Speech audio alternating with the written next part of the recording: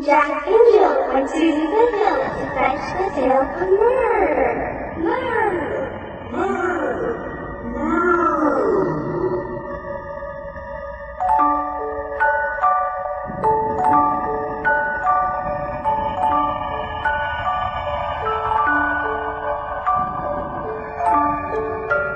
Jack and Jill, a novel by James Patterson, read by Blair Underwood and John Rubinstein.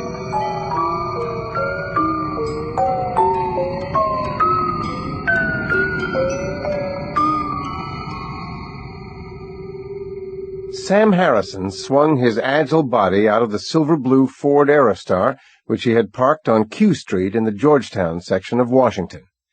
He had been stalking and shadowing Daniel Fitzpatrick for 2 long weeks. Tonight, he was going to murder the United States Senator, in cold blood, execution style, and no one would be able to figure out why. That was the first and most important rule of the game called Jack and Jill. He took up his post across from number 211 Q Street. Less than 30 yards across the shiny wet street was Daniel Fitzpatrick himself, right on schedule. He watched the senator stiffly climb out of a Jaguar coupe. A sleek, slender woman in a black dress was with him. She was at least 20 years the senator's junior. She wasn't his wife, Sam knew. Danny Boy Fitzpatrick rarely, if ever, slept with his wives. The blonde woman walked with a slight limp, which made the two of them even more intriguing. Pow, pow, pow! 3 exploding heads. He already knew a lot about Alex Cross. Cross was assigned to his case. A cop, just like his own worthless father had been. The really interesting thing was this. Nobody had paid much attention to the first killing. The papers in Washington had barely picked it up. All they cared about was Jack and Jill. Rich white people afraid for their lives. Well, fuck Jack and Jill. He followed Alex Cross and his kid home, in his rage state, but keeping a safe distance. He was thinking about what he was going to do next. He loved the idea of Cross and his kid dying together. He was better than Jack and Jill. He'd prove it, to Cross and everyone else.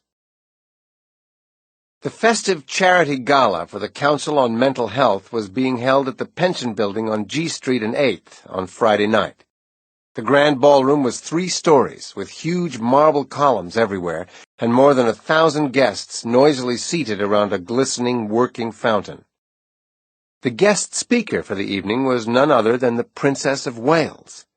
Sam Harrison was there as well. Jack was there. When the princess finally rose to speak, Jack was less than 30 feet away. Diana's speech was very personal. She spoke of her shameful friend, bulimia. When she finished, the applause was thunderous. The entire room stood up, Jack included. He could have almost reached out and touched Di. Here's to bulimia nervosa, he wanted to call out. Here's to worthwhile causes of all kinds. It was time for him to move into action again. It was time for number 2 in the Jack and Jill story. He had been watching another well-known personality that evening at the party. He had watched her, studied her habits and mannerisms on a few other occasions as well. Natalie Sheehan was physically striking. The much-admired blonde TV newswoman oozed charm, but especially class. She had been aptly described as American royalty. Natalie Sheehan had downed 3 margaritas, straight up. She didn't show it, but she had to be feeling a little high.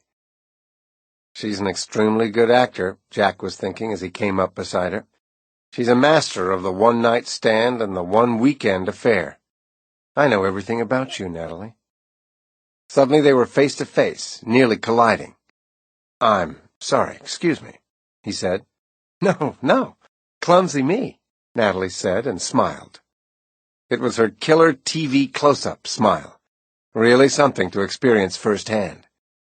Jack smiled back, and suddenly his eyes communicated recognition. Natalie didn't miss a beat. You're Scott Cookson. We met at the Meridian. You are Scott Cookson? I am, Jack said. You had another affair to attend after that at the British Embassy. She was classically beautiful, he couldn't help thinking. He wasn't completely immune to her charms, not even under the circumstances. "Well," Natalie said to him, "I don't have another party after this one." "Then, if I might be just a little bold," he said, "would you consider the two of us cutting back together?" His very natural and unassuming smile undercut the forward-sounding line. She stared at him, slightly taken aback. Then she laughed, heartily. Poor Natalie, Jack thought to himself. Number 2. They took Natalie's car to the Jefferson Hotel, as Jill had accurately predicted. Natalie brought Jack upstairs to her private office. There were 2 beautiful rooms and a spacious bath overlooking downtown. Jack quietly surveyed her workspace. Laptop computer, Canon Bubblejet, 2 VCRs, Gold Emmy. Fresh-cut flowers in a pink vase beside a bowl filled with foreign pocket change. Natalie Sheehan, this is your life. Kind of impressive. Kind of sad. Kind of over. The game was exquisite. It was so important. It was history. And it was happening right now. This irresistible, dangerous game he was playing. This was his life. He felt fulfilled. No, he felt, for the first time in years. Natalie came up close to him from behind. She placed her long, slender arms around his chest, bracelets jangling. It was extremely nice. She was highly desirable, almost overpoweringly so, and she knew it. He felt himself become aroused, become extremely hard down the left side of his trousers. "Can we go in there?" she whispered, indicating the bedroom. Jack picked her up as if she weighed nothing. He didn't want to care about her, but he did. He had to remind himself that the final decision had been made. The die was cast. Literally. He set Natalie down gently on a bed covered with an Amish quilt. He pulled out handcuffs from his jacket pocket. "Is this some kind of sick joke?" She was angry with him, but she was also hurt. His voice was very low. "No, this isn't a joke. This is very serious, Natalie. You might say that it's newsworthy." There was a sudden, sharp knock at the door to the Demi apartment. "That's Jill," he told Natalie. "I'm Jack. I'm sorry. I really am." I eased my way inside the posh Jefferson Hotel just before 8 in the morning. Suddenly, I was playing the bizarre game too. Jack and Jill. I was a part of it now. Jack and Jill had committed their second murder in 5 days. They had threatened several more murders, and no one had a clue why or how to stop the celebrity stalking. Jack and Jill had everyone chasing their tails in double time. I knew about several stalker cases, and I ran the information down in my head. There didn't seem to be any single stalker profile, but many of them shared traits. First and foremost, obsession with the media, a need for recognition, obsession with violence and religion, difficulty forming loving relationships of their own. But who were Jack and Jill? Why had they chosen Washington, D.C. for the murders? Had someone in the government harmed one or both of them in some real or imagined way? What was the link between Senator Daniel Fitzpatrick and the murdered television newswoman Natalie Sheehan? They were both liberals. Could that be something? Or were the killings random, and therefore nearly impossible to chart or solve? Most celebrity stalkers didn't murder their prey. At least they didn't use extreme violence right away. That bothered the hell out of me about Jack and Jill. Don't let these be random selections and murders, anything but that. I was also intrigued by the fact that there were 2 of them working closely together. Were they freak friends? Were they romantically involved, or was their bond something else? Was it a sexual thing, a really kinky parlor game? Maybe the ultimate sex fantasy? Was this the beginning of a gruesome multiple murder spree in Washington? Would it spread to other large cities where celebrities tend to cluster? I stepped off the elevator on the 7th floor and looked into a corridor of dazed and confused faces. Judging from the looks at the crime scene, I was pretty much up to speed. Well, I'll be. The good Dr. Cross, the master of disaster. Alex! Hey, over here! I recognized the voice immediately, and it brought a smile to my lips. I turned and saw Kyle Craig of the FBI. Kyle was not your usual FBI agent. He was a totally straight shooter. We had worked together on some very bad cases in the past. He was a specialist in high-profile crimes that were marked by extreme violence or multiple murders. Beyond that, he was a friend. They got all the big guns out on this one, Kyle said as we shook hands in the foyer. The Bureau, of course. CIA, DEA. This was developing into the biggest DC homicide case in years. Kyle pointed to a closed door. Ms. Sheehan's lovely corpse is in the boudoir. Reluctantly, I parted company and walked toward the bedroom door. There was a man in a gray suit in the room, probably a forensic guy. I walked over to the bed and started my routine, the collection of raw impressions. A G-string was pulled partly over Natalie Sheehan's head, and the waist cord was wrapped around her throat. Panties covered her nose, chin, and mouth. Her wide blue eyes were fixed on the ceiling. She was still wearing black stockings and a blue bra that matched the panties. Here was evidence of kinkiness again, and yet I didn't quite believe it. Everything was too orderly and arranged. Were Jack and Jill frustrated lovers? Was Jack impotent? We needed to know if anyone had sex with the victim. It was a particularly disturbing death scene. Ironically, Natalie Sheehan had taken her biggest news story with her to the grave. She knew Jack, and maybe Jill.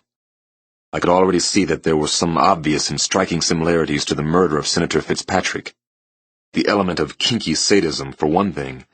Natalie Sheehan was manacled to the bedposts with handcuffs. She was semi-nude. She also seemed to have been executed, just as the senator had been. What's more, Fitzpatrick and Sheehan might both have been promiscuous, in the old-fashioned sense of the word. Maybe Jack and Jill disapproved of them. Both bodies had been left exposed, in compromising and very embarrassing positions. Exposed, or to expose? I wondered. Exposed for what reason? The new celebrity had received one close-range gunshot to the left side of her head. Was this the Jack and Jill pattern, organized, efficient, and cold-blooded as hell? What was the pattern telling us? My initial impression was that both killers were white, late 30s to 45. I suspected well above average intelligence, but also persuasiveness and physical attractiveness. That was particularly telling and bizarre to me, since the killers had managed to get inside the celebrities' apartments. The note was on an end table on the far side of the bed. I picked it up and read it. Another poem. Jack and Jill came to the hill to right another error. To make it short, her news report was filled with her own terror. The rhyme didn't tell me much of anything yet. Actually, the rhymes were clever, but without emotion. What had made these two killers so clever and cold? This is so bad, I thought, and had to reach down deep for a breath. I was completely hooked on the case. I was definitely hooked. On Monday night, something big finally broke on Jack and Jill. A videotaped message, reportedly from Jack and Jill, had been delivered to the CNN studios. The killers were planning to explain themselves. I arrived at CNN headquarters just in time for the screening, and only moments before the video was to be aired on The Larry King Show. Senior agents from the FBI and Secret Service were crowded into a CNN viewing room. Everybody looked incredibly tense and uptight. We all were. The film was a jarring documentary-style collage. We saw graphic shots of Fitzpatrick cuffed naked to his bed. We heard his voice. Please, don't do this! He pleaded with his captors. Then the senator's head exploded on film. People gasped at the awful image. The film continued to weave together black and white and color footage of ordinary people on the streets of unidentified cities. Then a narration began. Jack and Jill had decided to speak to us. For a long time, people like us have suffered the injustices dished out by the elite few in this country.